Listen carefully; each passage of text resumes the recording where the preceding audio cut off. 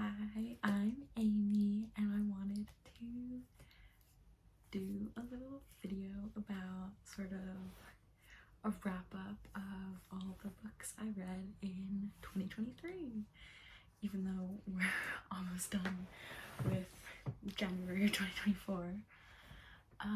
So, sorry, I did a little bit of note taking on my statistics. So, in 2023, I read 44 books out of my goal of about 45 to 50, which I only enacted in about August because before then my goal was 25, but I ended up reading 20 in August alone, so I thought there was no point in keeping it at 25, even though I definitely should have because I would have massively surpassed my goal. For the worst rated book I had in 2023 was The Virgin Suicides by Jeffrey Eugenides. I just didn't 100% enjoy the male gaze aspect of it. I knew about it more from the Sofia Coppola film, so I was expecting it to be very much like more like girlhoody than like the little bits we got, which were the only bits that I really enjoyed. It missed the mark a lot for me, just the way, again, the male gazy way the boys were talking about these like very evidently suffering young women was just not the vibe. I was also like reading this during spring term of my first year of uni. Definitely not the time to be taking on this book.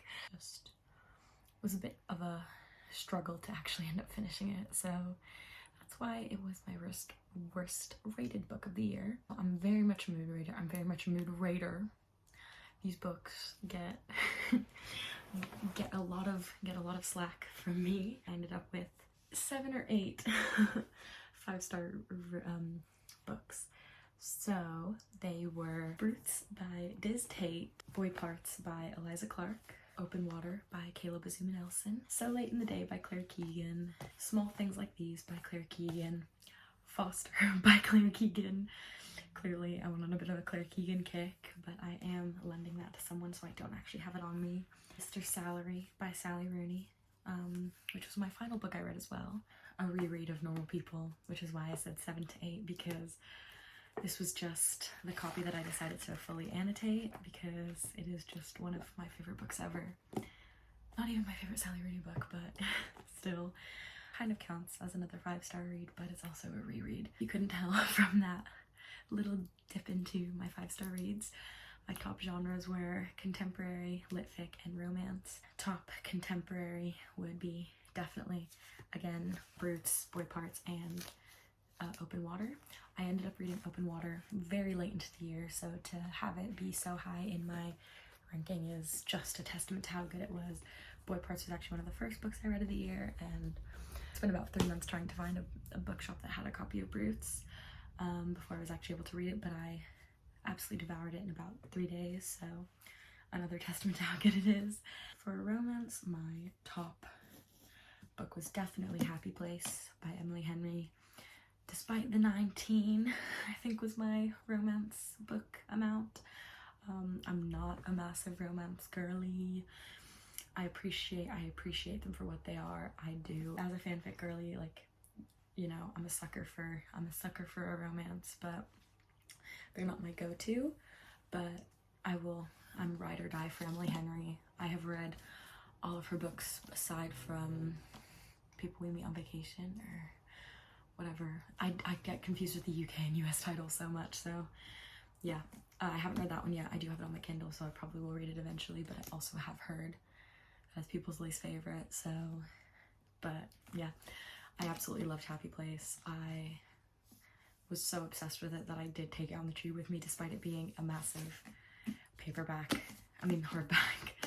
and I had it flat against my lap on the tube. That's how desperate I was to read it.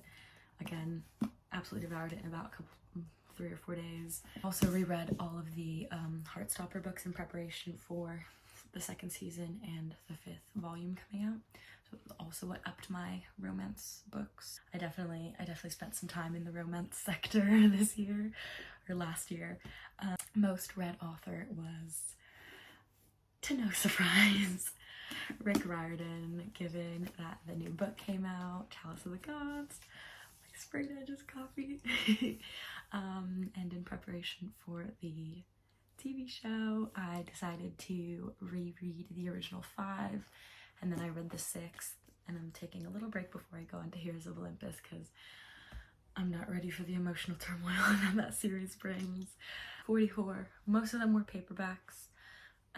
Some other highlights that didn't make it into my 5 stars, but were definitely still good. Definitely Days at the Murasaki Bookshop, House in the Cerulean Sea.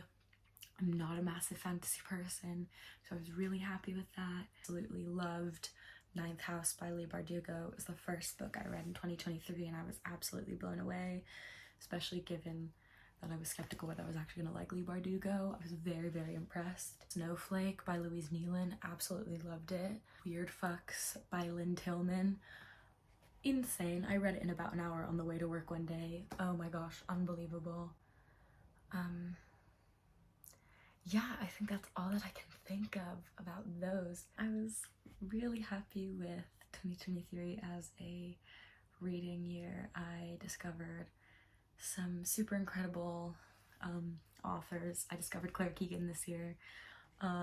Discovered like auto buys, so like I have Penance. I'm so excited to read Penance because Boy Parts just absolutely blew me away. And I delved into nonfiction a lot more than I ever had.